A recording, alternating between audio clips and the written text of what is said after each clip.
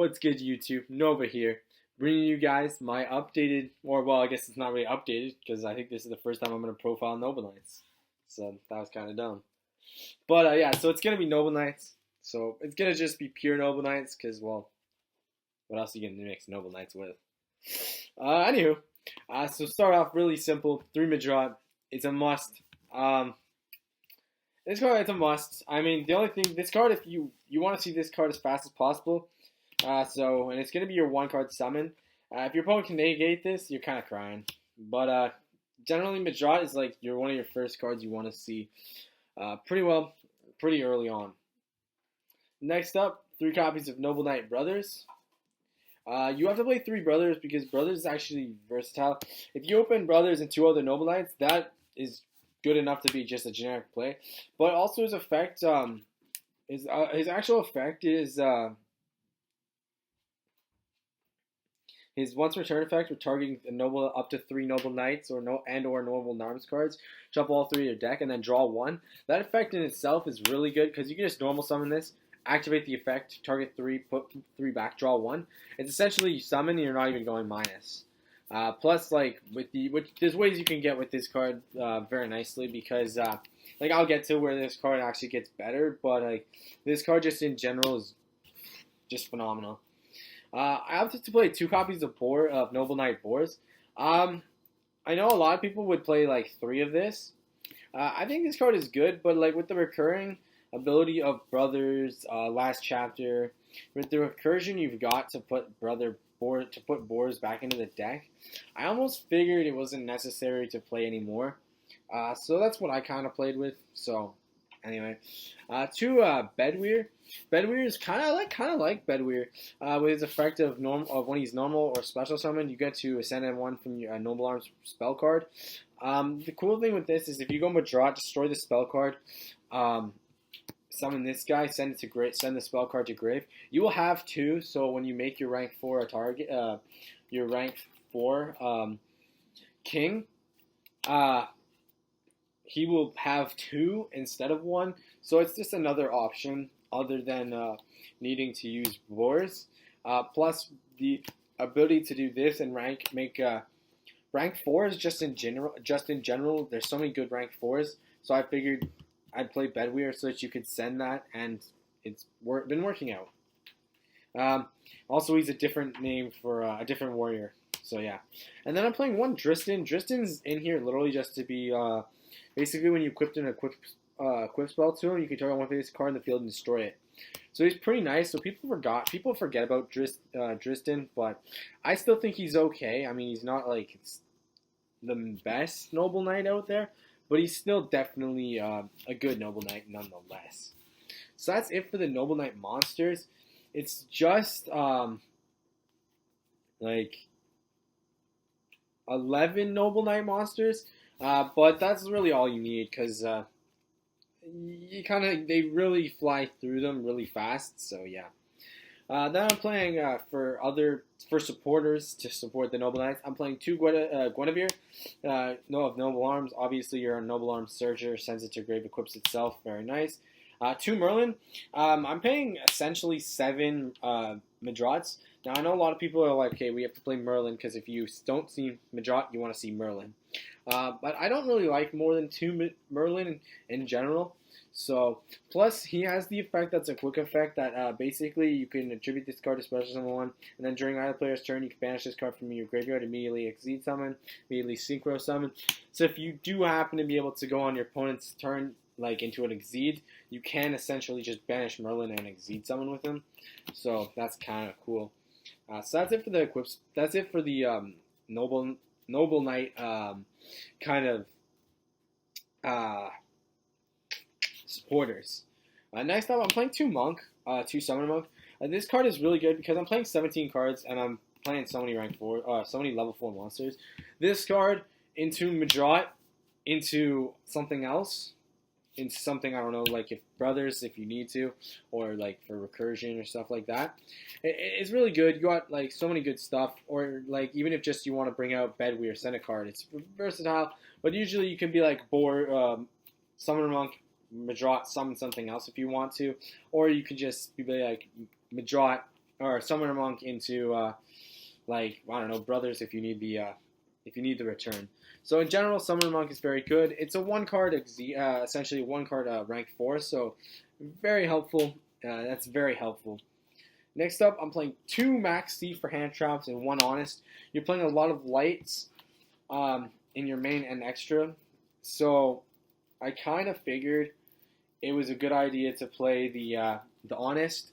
And also Honest is a level 4 monster, so he kind of fits if you need that extra level 4. You can just play him like that. But usually Till's there as an extra hand trap, so you're kind of playing 3 hand traps, which is surprising. It's 20 monsters. Not much to say about these guys, though. I mean, in general, like, the deck has been out for a while, and nothing really new has made the deck really that like, crazy top tier. But right now, about the only card that actually is top tier, it makes this deck better anyway, and that's going to be Ties of the Brethren. This card is pay 2,000 life points, target a level 4 or lower monster. You can show special summon one that's the same attribute, same level, and same type from your deck. Now this is extremely well because all of the Noble Knights have the exact same stats. So what this means is if you have any one of these guys and Ties of Brethren, you're going to get 3 of these cards. But the downside is you cannot special summon monsters for the rest of that turn, as well as you cannot conduct your battle phase. So it kind of stinks, yeah, because you can no longer just be like Madrat, summon something with Madrat, Ties, summon 3 more or 2 more, and then go for like double Exceed summon, which would be pretty freaking busted. But they restricted it. And I guess that restriction kind of is good, but at the same time, it kind of hurts the deck because it makes it so you kind of hope that your opponent doesn't really just do anything to your board or can't get around your cards. And it's not even like you could activate this card and still get your battle phase, because you can't just be like drop 4 of them beat for damage because you can't conduct your battle phase. So overall, this card is good, but I mean, you can still summon Brothers off of it and trigger the effect, the grave effect. So again, you can get recursion if you need to, if you need it. But Brethren by far, I mean, he's more of a good like first turn play, set your board, do some stuff, and then kind of go from there on your next play, depending on what your opponent does. But this card, if it could still special summon monsters, this card would be just beyond insane. Next up, I'm playing 3 copies of Last Chapter of the Noble Knights. This card's actually pretty decent. The only downside I have about this card is you have to have the Noble Arms in your graveyard. So if you summon Madrat and your opponent's like warning it, Madrat goes to the graveyard, and then because you don't have the equip, because you can't equip the equip spell to him in time, you cannot reborn him with the Last Chapter. So unfortunately, you can't do that. So that kind of makes Last Chapter bad. But going on to mid to late game, Last Chapter can be just phenomenal. It can be one of the best cards that you pull out. So you have to play 3 copies of it so you can see it really fast. Next up, I'm playing 2 copies of almost all of the Noble Arms, except for Gallatin. Basically, Excalibur makes it so that the monster cannot be targeted by your opponent's card effects, and he also has the effect that when it's in your graveyard, you can banish it, except the turn it was sent there. You can banish it, and then you get to rank up essentially your rank 4 into the rank 5. So that's about the only way you can do that. Not the only way you can actually make the rank 5, but that's the only way. That's the only effect of this card. You almost will never banish this card because you pretty well don't have to, because you can make it. You can generally get the rank 5 on board really easy. And then Noble Arms makes it so once per turn, basically once per turn, the equipped monster cannot be destroyed by card effect. So whichever comes first. And then if this card is destroyed and sent to the graveyard, you can target a different Noble Knight monster warrior, then well, they all are, and equip it to it. So if you have it on Madrot and you destroy it on Madrot with Madrot's effect, and you summon the next one, you can equip it without even sending it to graveyard. So you don't really lose any advantage there. And then I'm playing 2 copies of Fortitoire. This one is basically because it destroys. You could make a monster you control lose 500 attack. So if you have this card and you go Madrot equipped, effect, Madrot loses 500 attack points, pop 1 back row. You get to summon 1, equips, pay the effect again, make the boars lose 500 attack points, and then you pop a 2nd back row.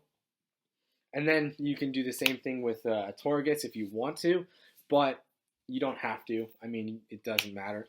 But Fortitoire also has the effect that makes it, if it's destroyed, you get to do the same thing, move it over. So, Fortitoire, very good. Pops, removes back row. So if you're going 2nd and you equip this, your opponent's back row or set cards are very fragile.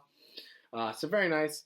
And then just the 1 Caliburn. Caliburn is nice because in the same play, if you're going first and you pull off the same play, you can be plus 1,500 life points. So almost the cost of playing a Ties of Brethren. But this card also adds 500 attack to the monster it's equipped with. So that's pretty good.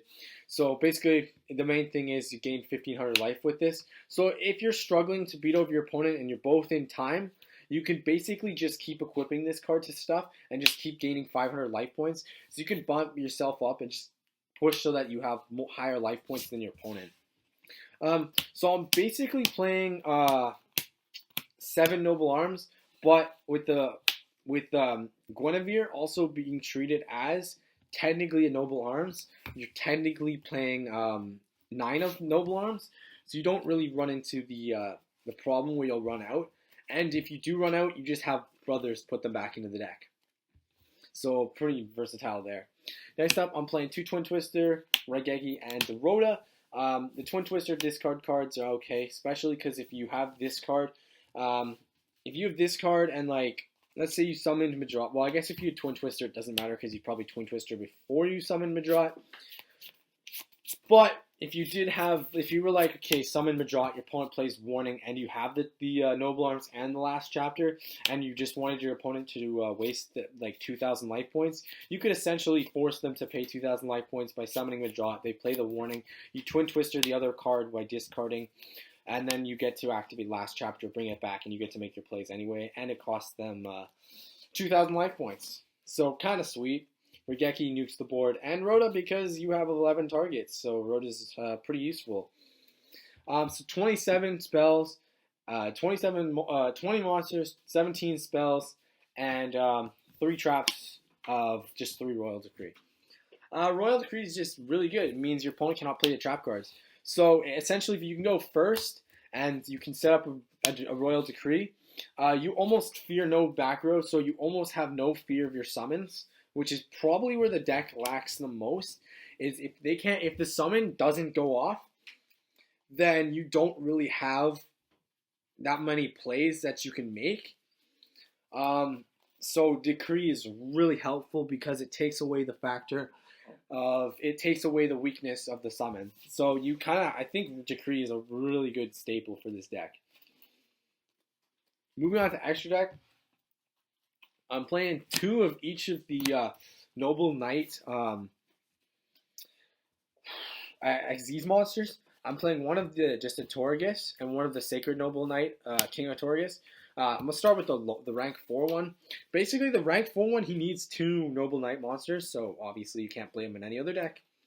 But when this card is Xyz, you can target up to 3 Noble Arms equipped spell cards with different names in your graveyard. Equip those targets to this card, and then once per turn, you can detach 1 Xyz material from this card to destroy any number of spell and trap cards on the field up to the number of Noble Arms equipped to him.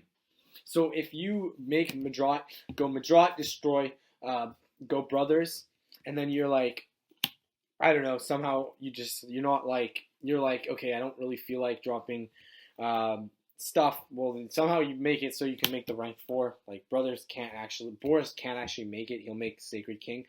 But if you have like 4 in Grave and you go, or like you have some in Grave and you just bring out Bedweir or something, with Midrat's effect, and you put it on Torgus. He has 3 equipped spells. You detach 1, you pop 3 back row. Very good. And if you have Caliburn and equip Guinevere, he can get up to like 2,800 attack. So, and with all of the protection, like can't be targeted, destroyed by battle, once by card effect, he's very versatile there. Sacred Noble Knight, King of Torgus, he's very useful. He has the same effect that allows him to equip when he succeeds summon, and allows you to equip all the noble arms to him. And then you can detach one succeeds material, target one other monster on the field and destroy it. And then if this card is sent from the field to graveyard, you can just special summon 1 level 4 or higher noble knight from your deck, or from your graveyard. I believe it's from your graveyard. Yeah. So Sacred Noble Arms, you can get them out fairly easy, and also you can put both of these back into your extra deck with brothers, which people forget about. So you only really need 2 of each of them. For other stuff, I'm playing Heroic Champion Excalibur. Basically, this card can't attack your opponent directly, I believe. No, this can attack your opponent directly. Okay, so essentially you can detach 2 from it. Bump this card's attack up to 4,000. Basically, that can attack for half your opponent's life points. That's very good. Blade Armor Ninja. Basically, this one can detach 1 of these material, target itself, and make him attack twice. So he can do 44 damage. So they're just push for damage really, really fast. Pellet Animal, you can make this card because most of your monsters are light. Like most of your Noble Knights are light. So Midrat can pull you into pretty well bring you into Dristan, equip something to him, pop a card, make this, and then you can use his effect to detach 2. Basically drop an opponent's monster to attack 0, negate its effects, attack for 2,000 over that monster, and then if he dies, you get to draw 1 card. So self-replaces as well, so very good. Omega, 24, that makes it himself unaffected by spells and traps, very nice. Castel, bounce problem cards, 101, absorb problem stuff. Young Cowboy for burn, this standard stuff. And then the Utopia package, obviously we're playing the Utopia Ray for this to be able to use the lightning to attack twice. And when this card attacks, the ability to, you can activate card effects, and this card is 5,000. Is pretty amazing. And rounding up the last one, I'm playing 1 Volcasaurus because this card for burn, it's very easy. It's another rank 5 that you can make. Very easy burn. It can dish out crazy damage. So gotta play that Volcasaurus. So that's it for this deck profile. Remember, like, comment, subscribe, and leave your thoughts on this deck. Maybe there's something I missed that could improve this deck. But definitely, I actually do enjoy this deck. It's maybe a more fun one. But it definitely is not bad at all. So remember, like, comment, subscribe, and I'll see you next time.